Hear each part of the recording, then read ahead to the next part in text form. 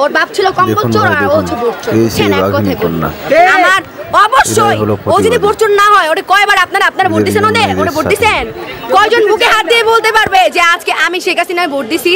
ওরে আমরা একবার বসাইছি আর ও কত বছর ধরে বসে আছে।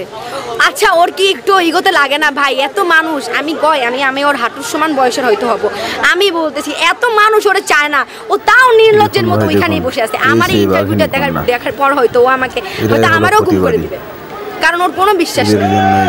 ওর পুরো ফ্যামিলি হচ্ছে একজন ব্রিটিশ, একজন আমেরিকান, একজন খ্রিস্টান।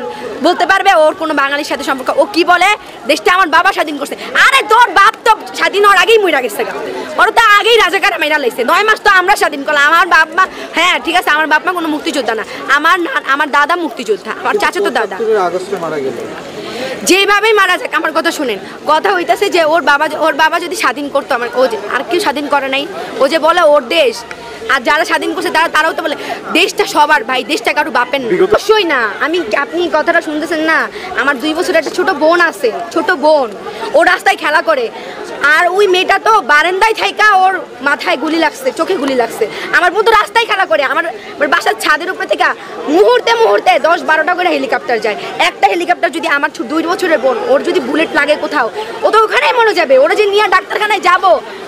আজকে আমার বোনটা আমার আপু করে আসে, আমি এটা চিন্তা করছি যে ওই যে ছোট মেয়েটা ওটা যদি আমার বোন হইতো, তাহলে আজকে আমার যে বোন হইতো, যদি আমি কি বের হইতাম না? বলেন। আমি কালকে একটা ভাইয়াকে দেখলাম, ভাইয়া কাঁদতে বলতেছে যে আমার ভাই মারা গেছে আপু, আমি ভাইয়ের জন্য শোক পালন না করে প্রোটেস্টে আসছি। একজনের ওয়াইফ মারা গেছে চট্টগ্রামে, নাম যেন কি কায়েম না, ভাইয়াটার নাম কায়েম। ওয়াইফ মারা গেছে গুলি লাইগা।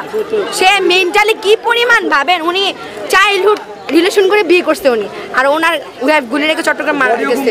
না কেন? আমার অনেক ভাই, আমার বড় ভাই, মানে অনেক কাছের কেউ মারা যায়নি। অনেক কাছের কেউ মারা গেলে হয়তো আমার ফ্যামিলিও নেমে যেত।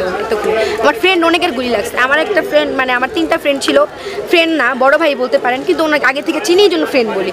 তো হচ্ছে আমার কলেজের বড় ভাই, ওরা যখন 18 তারিখ প্রোটেস্টে গেছে, তো ওরা নাকি নর্মালি দাঁড়ায় আছে, ওরা প্রোটেস্টে নামেও নাই। তো হচ্ছে এমনি নর্মালি দাঁড়ায় আছে, তো ওর সাথে একজনকে গুলি করছে, গুলির সম্পূর্ণ রক্ত, ওর সাদা টি-শার্ট ছিল, ওর গায়ে লাগছে। এত ভয় পেয়েছে ও, তারপর থেকে আর প্রোটেস্টে নামে নাই, কারণ ও বাবা মার একমাত্র ছেলে। কোনো বাবা মা কি চায়? আমার এমনও হয়েছে, আমার ওই 18 তারিখ প্রোটেস্টের পরে আমার অনেক ফ্রেন্ডদের গ্রামে নিয়ে গেছে তার বাবা মা। নিতেই পারে এটা, কোনো বাবা মা চায় যে তার সন্তান মারা যাক? চায়। তার অনেকে বলে কি আমার একটাই ছেলে। আরে ভাই, একটা ছেলে হোক আর 10টা ছেলে হোক, মায়ের কোলে একটা সন্তানের কিছু হইলে মায়ের বুকে লাগে, সেটা একটা আর 10টার কথা না।